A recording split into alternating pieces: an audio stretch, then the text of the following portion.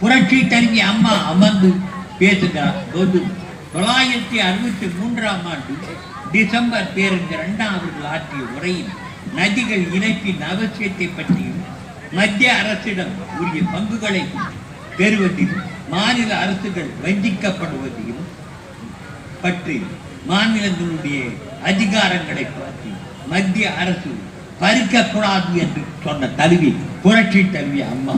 புரட்சி தலைவி அம்மா பேசுகையில் காஷ்மீர் ஏன் இந்திய அரசியல் அமைப்பு சட்டத்தின் கீழ் கொண்டு வரக்கூடாது, இந்தியாவுடன் காஷ்மீரை இணைப்பதை ஏன் தாமதப்படுத்துகிறேன் சொன்னது அம்மா. எத்தனை வருஷத்துக்கு முன்ன? 35 வருஷத்துக்கு முன்ன சொன்னது அம்மா. 35 பேசினார். 370 ரத்து செய்யப்பட்டது என்று புரட்சி தலைவி அம்மா அவர்கள் துணிவுடன் பேசியதை இன்றைய தினம் இந்திய நாட்டினுடைய அரசியல் வல்லுநர்கள் பாராட்டுகிறார்கள். ஆனால் தீய சக்திகள் இன்றைய தினம் காஷ்மீர் சட்டப்பிரிவு ரத்து செய்ததை கண்டித்து ஒப்பாரி வைக்கிறார். தீய சக்திகளின் ஒப்பாரி வைப்பதை பார்த்தால் தீய சக்திகள் ஒப்பாரி வைத்தால் ஏதோ விஷயம் இருக்கிறது. அவங்க ஒரு காரியத்தை சொல்றாங்க, எதிர்க்கிறாங்கன்னா ஏதோ விஷயம் இருக்கிறது என்பதை ஆய்வு செய்தால் இவர்களின் ஒட்டுமொத்த லஞ்ச ஊழல் மூலம் சம்பாதித்த சொத்துக்கள் அனைத்துமே காஷ்மீரில் பதுக்கி வைத்துள்ளார்களா, திமுக காரன் பதுக்கி வைத்துள்ளார்களா, அதற்கு ஷேக் அப்துல்லா அவர்களின் குடும்பமே பாதுகாப்பாக உள்ளதா என்கின்ற ஐயமும், அதனால் தான் காஷ்மீரை சார்ந்த ஷேக் அப்துல்லா அடிக்கடி தீய சக்திகளின் அழைப்பை ஏற்றுக்கொண்டு தமிழகத்திற்கு வருகிறார்.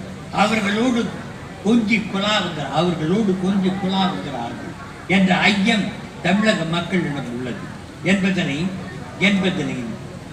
இந்த நேரத்தில் தெரிவித்துக் கொள்கிறேன். இதனை மத்திய அரசு கண்காணிக்க வேண்டும். எதற்காக இவர்கள் காஷ்மீர் சார்ந்தவர்களோடு தொடர்பு வைத்திருக்கிறார், இதை மத்திய அரசு கண்காணிக்க வேண்டும் என்று கேட்டுக்கொண்டார். தமிழக விவசாய பெருங்குடி மக்கள் ஐயம் உண்மையானதுதான். இவர்கள் கொள்ளையடித்திருக்கிற பணம் காஷ்மீரில் இருக்கிறது என்று ஐயம் தோன்றுகிறது.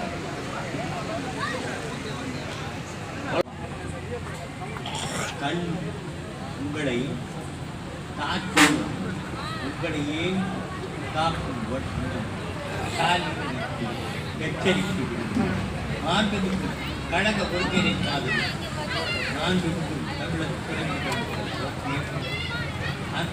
மாண்புமிகு கழக இணை ஒருங்கிணைப்பாளர் மாண்புமிகு தமிழக முதல்வர் அவர்களின் தலைமையில் வரலாற்று சிறப்புமிக்க சாதனைகளை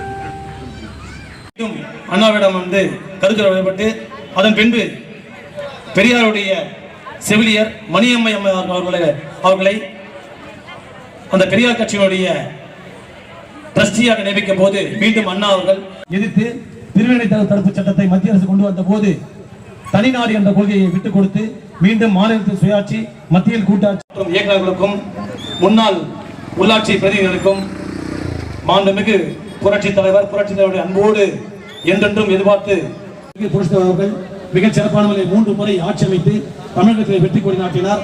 புரட்சித் தலைவருக்கு அப்பால் மாவட்ட கழகத்துடைய துணை செயலாளர் அன்புக்கு மிகுந்த மரியாதைக்குரிய